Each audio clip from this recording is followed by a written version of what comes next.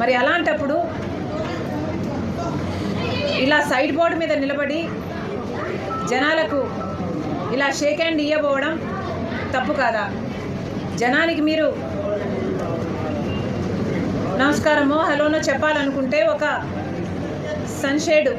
Sun roof ఉన్న బండిలో ఎక్కాలి, బస్ స్టాపో లేకపోతే హెడప్పో జనాలకు మీరు కనిపించేటట్టు ఉండాలి, మీరు నమస్కారం పెడుతూ పోవాలి.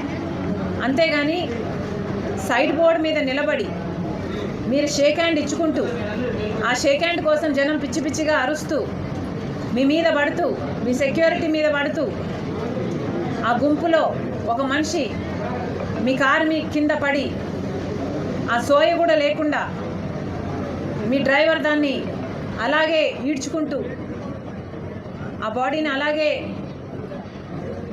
లాక్కుంటూ వెళ్ళి నా కాన్వాయ్ దృశ్యాన్ని చూస్తే నిజంగా చాలా చాలా బాధేస్తుంది. ఇది ముమ్మాటికి జగన్మోహన్ రెడ్డి గారి నిర్లక్ష్యం. నిజంగానే అసలు తలుచుకుంటే ఒక మనిషి కారు కింద పడితే ఆ మనిషిని అలాగే ఈడ్చుకుంటూ వెళ్ళడమే కాకుండా పక్కన జనాలు అప్పుడు అరిచినట్టున్నారు, కారు ఆగినట్టుంది, కనీసం ఏమైంది అన్న ఆలోచన లేకుండా ఆ మనిషిని లాగేసి పక్కన వేసేసారట. లాగి పడేసి పక్కన పడేసి ఈ కాన్వాయ్ ఇలాగే వెళ్ళిపోయిందట. అసలు మానవత్వం అన్న పదానికి మీకు అర్థమే తెలియదా? మీ అభిమానిగా, మీ కార్యకర్తగా, మీ పార్టీ కార్యక్రమానికి ఒక మనిషి వస్తే ఆ మనిషి మీ షేక్ హ్యాండ్ కోసమని ఆ గుంపులో పడి మీ కారు కింద పడితే కారు కింద పడిన వాడిని అలాగే ఈడ్చుకుంటూ టైర్ కిందనే, అది కూడా మెడ ప్రాంతంలో, హెడ్ అండ్ నెక్ ఈ ప్రాంతంలోనే కనిపిస్తుంది ఆ వీడియోలో అయితే, ఈడ్చుకుంటూ వెళ్ళి తీరా చుట్టుపక్కల వాళ్ళు ఆపమంటే ఆపి ఆ మనిషి కనీసం ఏమయ్యాడు, ఎలా ఉన్నాడు, ఆ మనిషి పరిస్థితి ఏమిటి అని కూడా ఎవరూ పట్టించుకోకుండా పక్కకు లాగి పడేస్తే ఈ కాన్వాయ్ అలాగే వెళ్ళిపోయిందట. దీనికి కనీస రెస్పాన్సిబిలిటీ మీరు తీసుకోకుండా ఒక క్షమాపణ చెప్పకుండా మా ఉద్దేశం అది కాదు అని అన్నా చెప్పాల్సింది, లేదా ఆ కుటుంబాన్ని పరామర్శించి కనీసం 5 కోట్లో 10 కోట్లో మీరు చేయగలిగిన నష్టపరిహారం అనుకుంటారో ఇంకోటి అనుకుంటారో ఏదైనా సహాయం చేసి తప్పైపోయింది అని ఒప్పుకుంటే అది ఒక రకం. అలా కాకుండా పర్మిషన్లన్నీ ఉల్లంఘించి ఒక బెట్టింగ్ చేసిన వాడి విగ్రహానికి ఆవిష్కరణ అంటూ జగన్మోహన్ రెడ్డి గారు వెళ్ళడము, అది కూడా 100 మందితో వెళ్ళాలి అంటే 1000 మందితో బల ప్రదర్శన చేయటము, దాంట్లో ఒక దుర్ఘటన జరిగితే దానికి మళ్ళీ ఒక కనీస రిమోర్స్ లేకుండా, ఒక అపాలజీ లేకుండా మళ్ళీ దాన్ని కప్పిపుచ్చుకునే ప్రయత్నం. అసలు దేవుడు ఉన్నాడు, చూస్తున్నాడు, మీకు ఏదైనా పాప భీతి అన్నది ఏదైనా ఇంకా మిగులుందా? నిజంగానే దీన్ని విచారణ జరగాలి, కారులో ఉన్న అందరూ విచారణకు రావాలి, ఈ దుర్ఘటన ఇంకోసారి జరగకుండా కార్యాచరణ చేయాలి. అంతేకాదు జగన్మోహన్ రెడ్డి గారు ఇటీవల కాలంలో ఏ కార్యక్రమం చేసినా కూడా అది ఒక బల ప్రదర్శనే.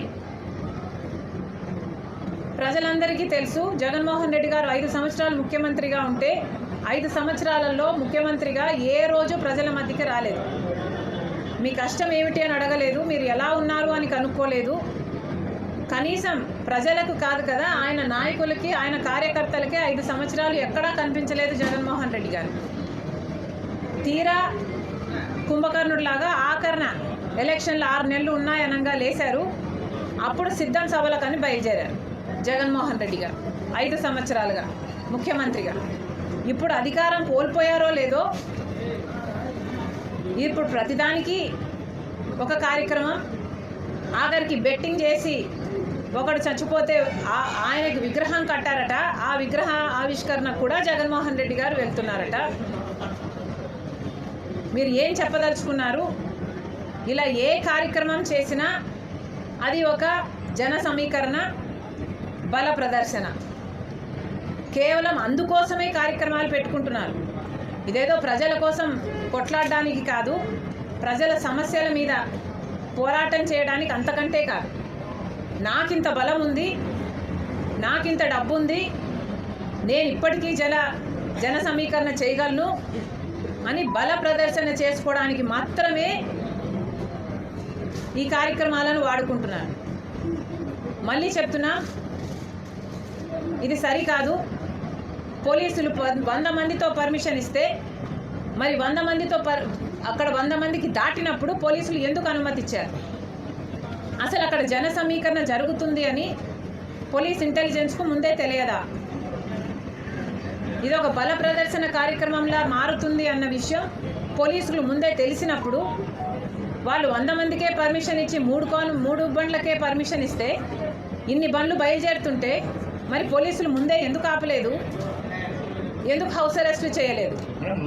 అన్ని ఆంక్షలన్నీ మా మీద మాత్రమేనా?